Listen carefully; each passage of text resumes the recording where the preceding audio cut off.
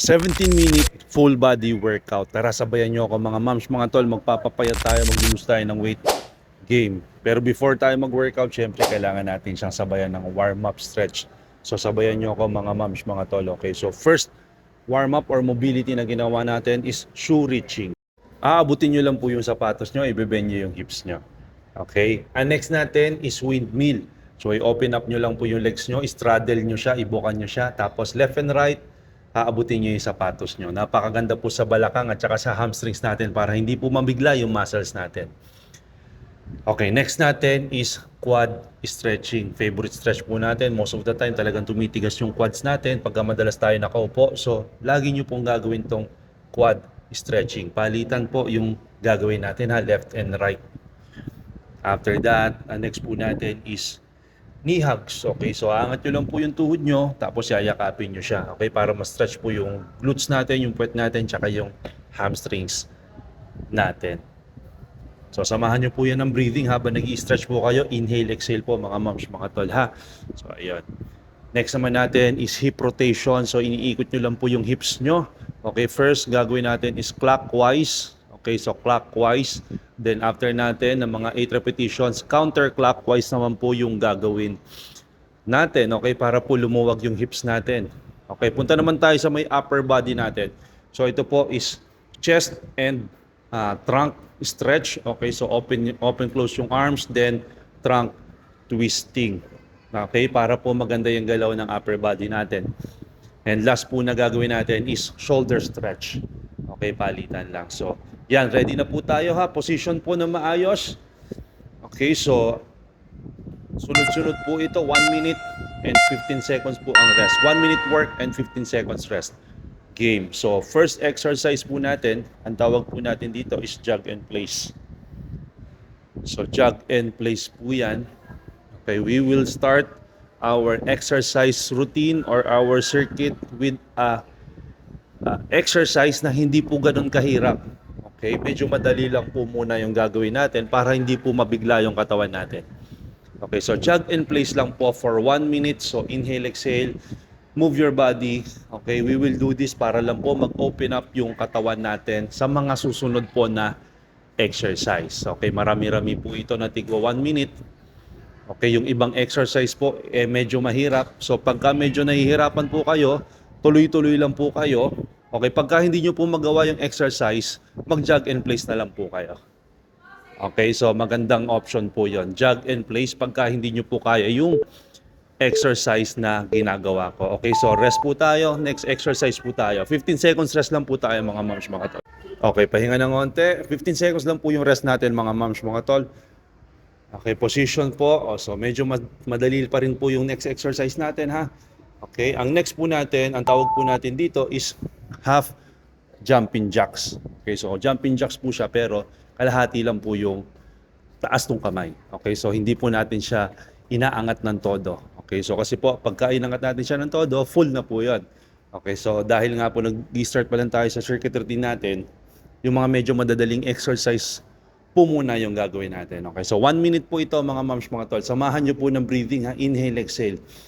So ang goal po natin dito is matapos natin yung routine, okay, ng kumpleto. Pagka yung mga exercise, remind ko lang po ulit, pagka yung dinidemo kong exercise ay hindi nyo po kayang gawin, mag-jog in place na lang po kayo, okay? So last 20 seconds. Inhale, exhale. Okay, relax lang po muna. Inhale, exhale, tuloy. Yan, dahan-dahan lang po. Kasi yung mga susunod na exercise, lalo na sa mga end part, medyo challenging. Okay, rest po ng konti. Pahinga po muna. Okay, rest. During rest, manage your breathing. Okay, so manage your breathing, relax para po makarecover kayo. Inhale sa nose, exhale sa mouth. Ang next po natin is standing twist. Okay, standing twist. Okay, go. 1 minute po yan ha. So nakatayo po tayo, spread your elbow out. Okay, then yung opposite elbow po, i-reach nyo yung opposite knee. Okay, so nagtitwist po yung katawan natin. Maganda po to sa cardio natin and sa abdominals natin, sa core natin. Okay, so yan po, tuloy-tuloy po tayo ha. Okay, just keep doing it.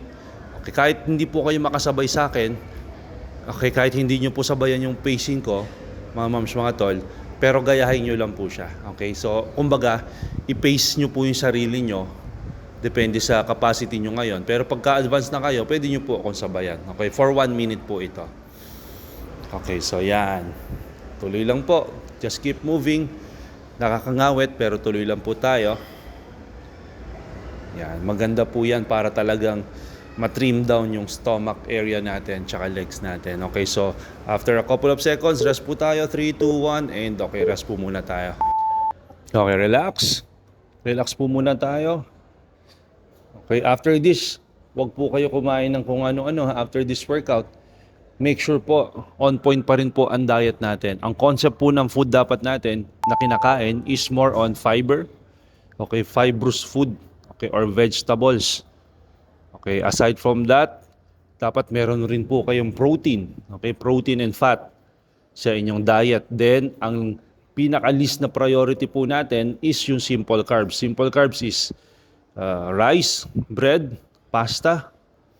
Okay, and syempre yung mga ultra-processed food na sugary shit, sabi nga ni Kuya Michael, yung mga cookies and cakes, mga dessert, yan po ang list na priority natin sa diet natin. So kung gusto nyo po makakita ng result and improvement sa inyong katawan, so make sure po on point din po yung pagda-diet nyo. Okay, hindi po pwedeng nagwo-workout po kayo, tumutodo kayo sa workout and hindi naman po on point yung diet nyo.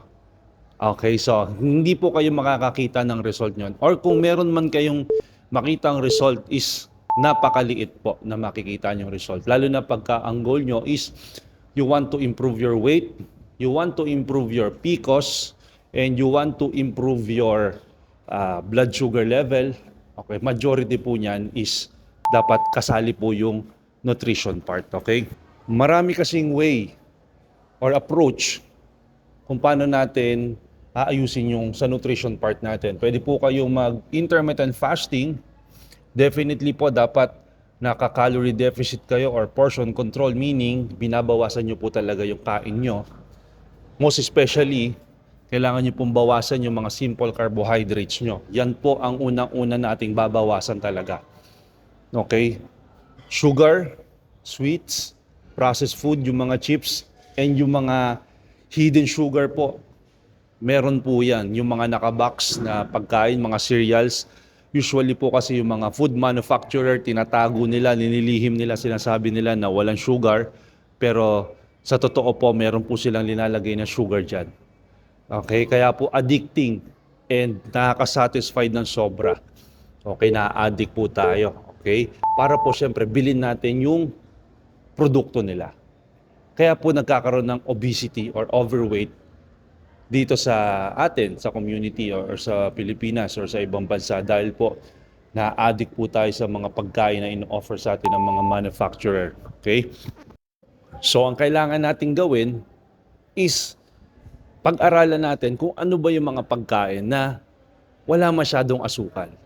And basically, pagka alam po natin ang basic nutrition, fiber food, protein and fat, yan po ang mga pagkain na medyo mababa or mababa talaga yung sugar niya sa composition niya. Okay, so yun po ang pupukusan dapat natin. Okay, balik tayo sa exercise mga moms, mga tol. Okay, ang ginagawa ko po dito is squat, knee taps. Okay, so squat, then knee taps. Maganda po sa ating butt. Kasama din yung core.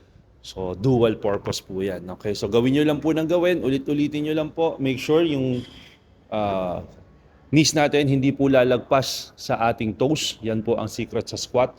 And yung knees po natin, hindi po dapat nagko-collapse yan. Kasi po pag nag-collapse yan, pwede po tayo ma-injury. Okay, rest ng onte. Ayusin po natin yung mat. Next exercise po natin, ang tawag naman is inchworm. Okay, maganda po sa arms and sa ating core. Okay, so ito, pahirap na po ng pahirap to mga moms, mga tol ha, pero stay with me. Okay? So kung hindi nyo po siya kayang gawin, mag-jog in place na lang po kayo for 1 minute. Para lang po matapos natin tong circuit natin. Okay, inchworm. So ang inchworm po, gagapang po kayo paharap, then gagapang kayo paakyat ulit.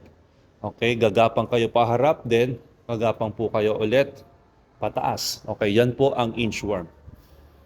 Okay, napakaganda po sa arms. So pagka mahina yung arms nyo and saggy yung arms nyo, maganda po to, makakatulong po to para mag-firm and mag-tone yung arms natin. Okay?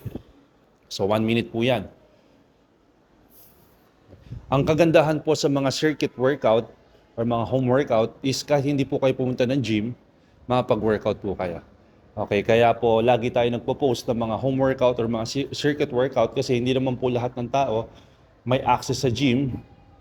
Okay, hindi naman lahat ng tao is na makakapunta ng gym or minsan maulan or sobrang busy talaga. Ito yung mga exercise na pwede nyong gawin kahit nasa bahay lang kayo. Pagkagising nyo sa umaga, gawin nyo na agad siya. Pagpapawisan kayo and makakatulong talaga para makalus tayo ng body fat. Okay? So next natin is plank jacks. Okay? So naka-planks po kayo. Medyo mahirap po ito. So wag niyo po sabayan yung pacing ko. So naka-plank po and then tumatalon po tayo. In and out, in and out. Okay, so pwede po kayong mag-rest ha. Pagka hindi niyo po kaya ito ng 1 minute, pwede po kayong magpahinga ng onte. Okay, kasi po nakakangawit po sa arms to. Kahit po ako, nangawit ako dito. Okay, nahirapan po ako. Pero tuloy lang po tayo, okay? So, tuloy lang po ang movement natin. Or, pagka hindi nyo po talaga kaya, jog in place po ang gawin nyo. Okay? So, yun po ang alternative natin pagka hindi po natin kaya yung ginagawa ko or dinidemo kong exercise. Okay? And also nga pala, gusto ko magpasalamat po sa mga komento nyo. Nakikita ko, ang gaganda po ng mga comments nyo. Nagpapasalamat kayo at meron kayong mga nasusundan ng ganito. And ako rin po, nagpapasalamat din po ako sa inyo dahil sinusundan nyo ako, sinasabayan nyo ako.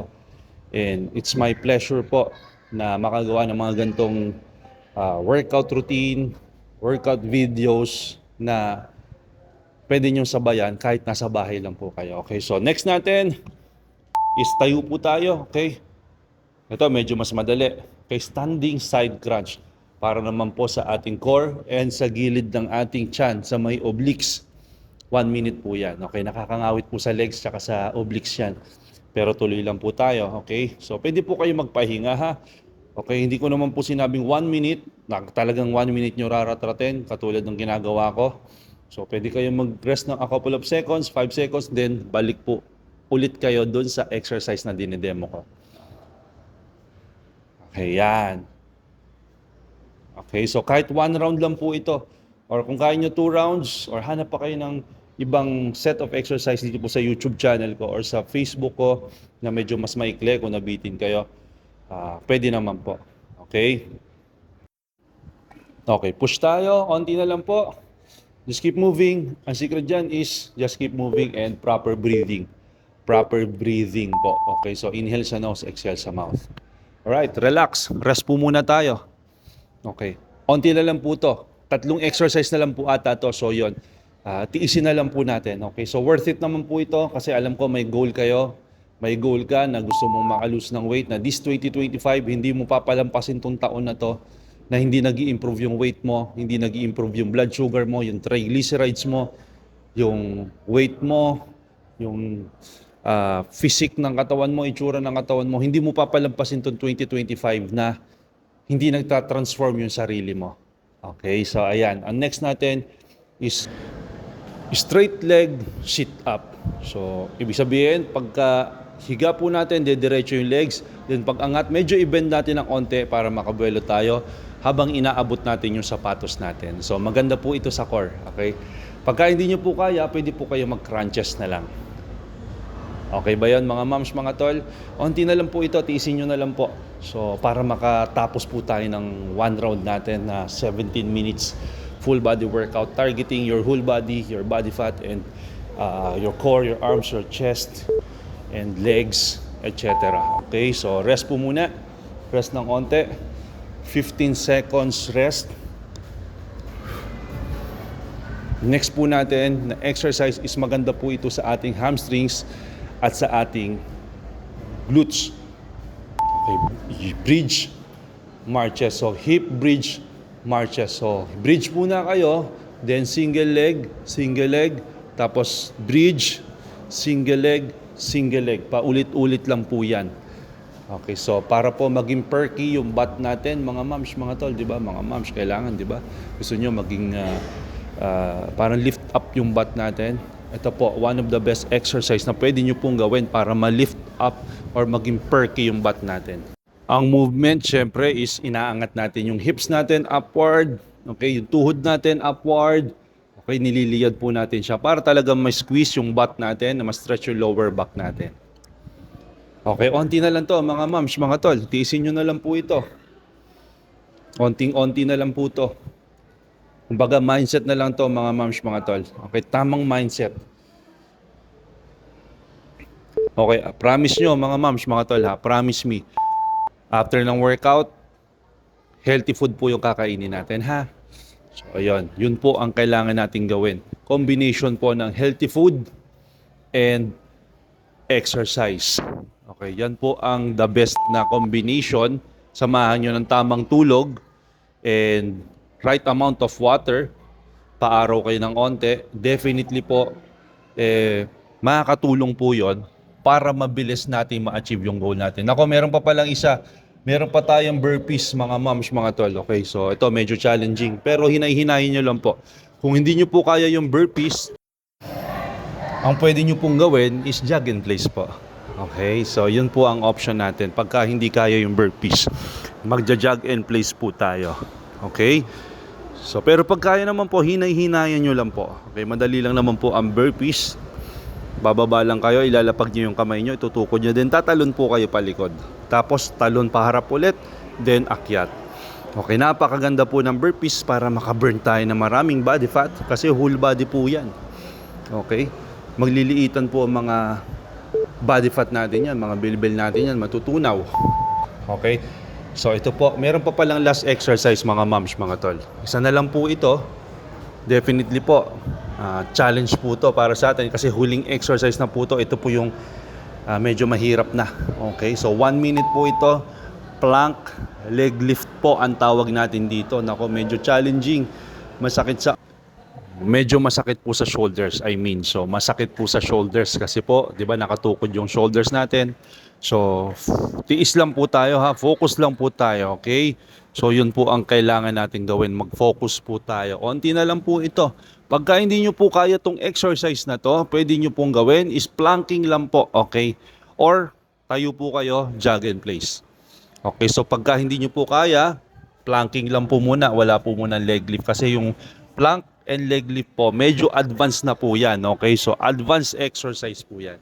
So, yun mga moms, mga tol, kung nahirapan kayo dito, nagustuhan nyo tong video na to, paki-like, paki-share, sundan nyo ako, and maraming salamat po sa walang sawang pagsubaybay. I hope nakatulong ako sa journey nyo, and thank you for watching, and I'll see you on the next video. Bye-bye.